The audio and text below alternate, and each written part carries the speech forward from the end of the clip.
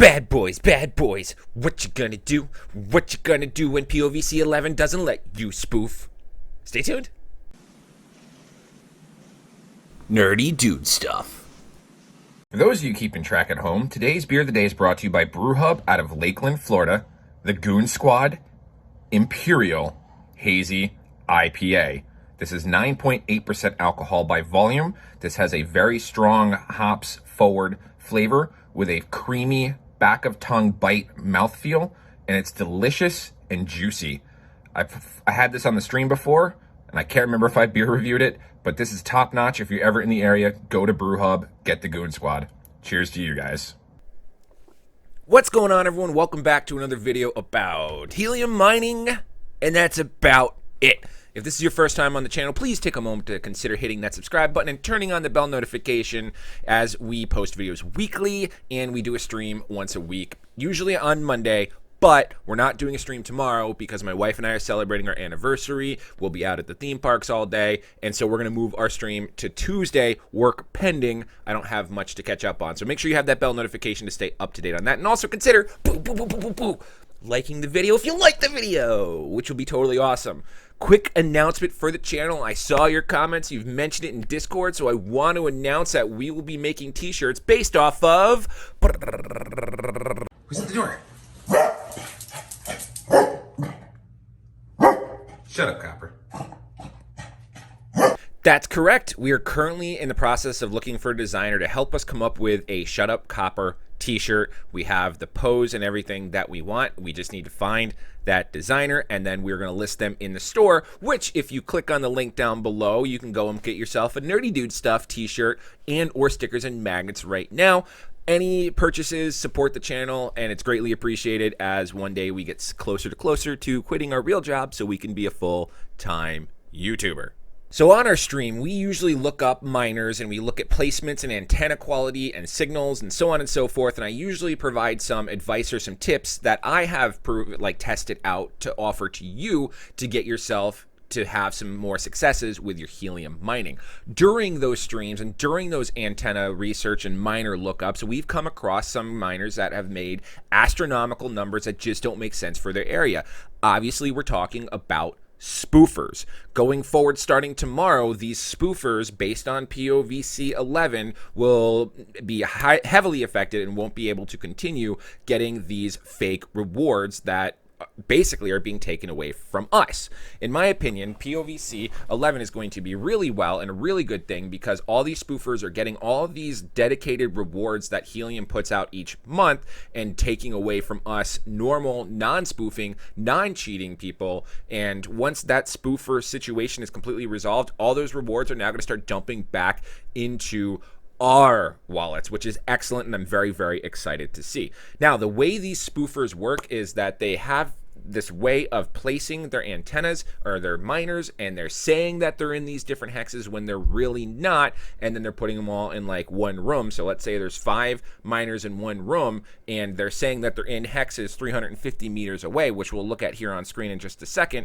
And then those antennas are seeing each other and bouncing back and forth, even though they're not truly 350 meters apart. So let's jump over on the screen. We'll take a look at what PoVc 11 is going to be bringing starting tomorrow, which will be October 18th, and then we'll show you an example of a spoofer and kind of how you can do your own spoofing, which you should not be doing, and I don't recommend it because you will not get good rewards starting tomorrow and spoofing will go away. So let's take a look. So before we look for spoofers, I just got to say my miner is kicking ass today. So I've got my Brief Taupe Fox, which is the miner that has a 5.8 rack omnidirectional antenna, which you can purchase with the link below. It looks like this, up in an attic 8 meters in the air. That is an accurate 100% number, 8 meters in the air, 5.8 rack omnidirectional antenna, and we are currently looking at today already 0.71 helium, which is awesome. It's been a while since we've done this well, and then of course we've got and then if we zoom in, you can see we are getting some super awesome witnesses. You know, people were saying, oh, you've got that 25-foot LMR 400 cable, it's not going to do so well, but this is what I like to see. And then of course we've got our goofy idiot other brother, Sour Walnut Goat, which now is currently offline. So I do have to look up my smart surge protector, also known as my in-laws, and see if this is on. Even though we have gotten rewards within the past 24 hours, I need to make sure I have to send my father-in-law into that office real quick to make sure that green light's on. If not, I'm going to have him reboot it. Otherwise, that miner's just sitting there. It doesn't get any love. It's got a 3 meter in the air 5.8 rack omnidirectional antenna as well. We're actually thinking about switching this one over to the 8 dBi antenna, or we might try to just get the 5.8, which you can buy the 8 dBi antenna as well on rack in the link below. Once PoVc 11 goes live, these antennas in the US will be perfectly fine, so there's nothing to worry about. If you haven't purchased antennas yet, these are my options and my opinions, the best way to go, and you can see that on our stream what we do. But we think that we want to get this antenna basically at equal height as this antenna.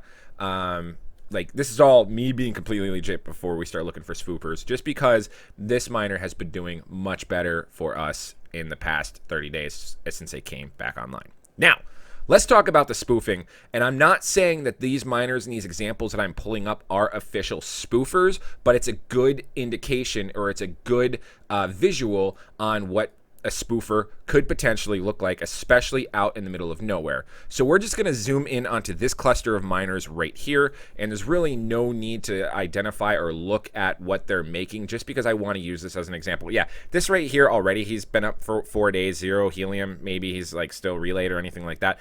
I don't see that as a spoofer.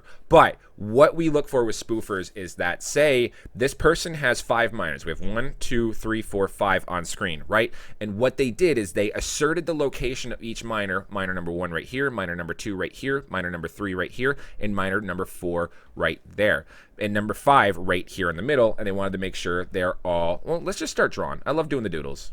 Love doing the doodles.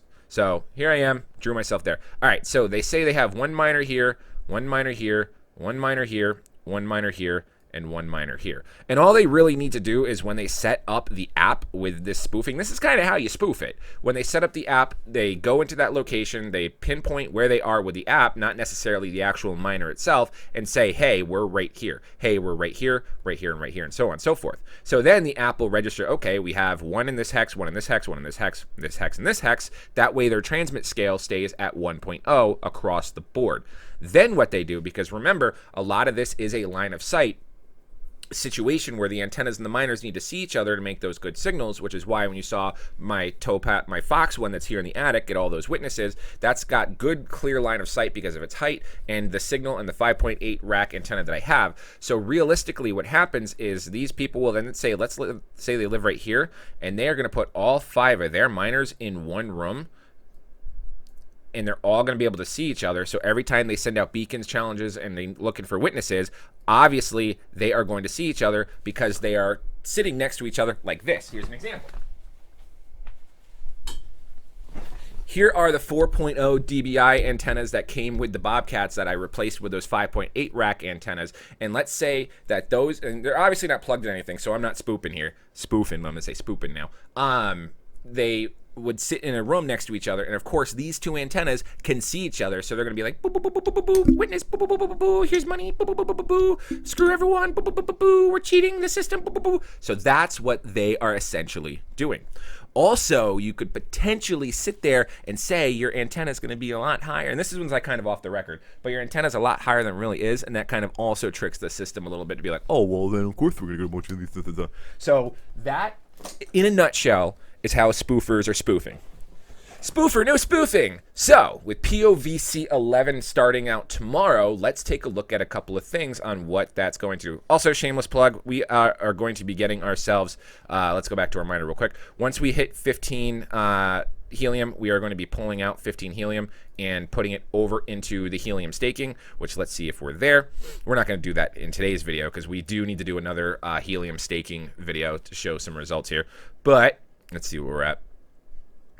All right, we're at 15 helium. We just hit that. Awesome. Cool. We've gotten 0.92 in the last 24 hours. Hopefully, we're going to see some more. So then we're going to pull out that helium and put it over here in the staking, where we've only staked 12 for just about a month now, and we've gotten 0.1 in rewards with after the fees and all that stuff to pay for our little pool validator, blah, blah, blah. We're at 0.09 in rewards. So we do want to see those increase. So let's talk about PoVc 11 real quick.